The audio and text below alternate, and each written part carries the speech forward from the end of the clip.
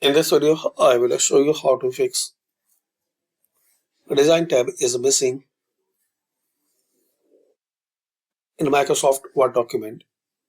So guys, if you open Microsoft Word and there is not available Design tab, so you can resolve this problem easily.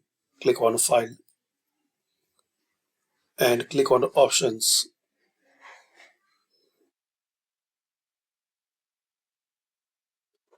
Then here click on Customize Ribbon.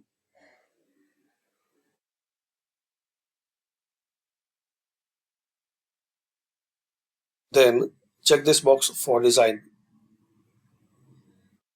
Design tab will appear in this list. Select Design, then click on OK.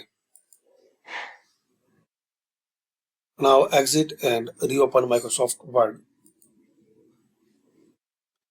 So this is the simple way to fix Microsoft Word. Any tab is missing. Click on File, Options and Customize Ribbon.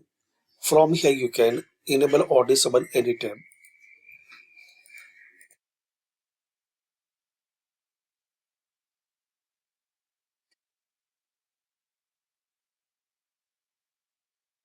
So thanks for watching.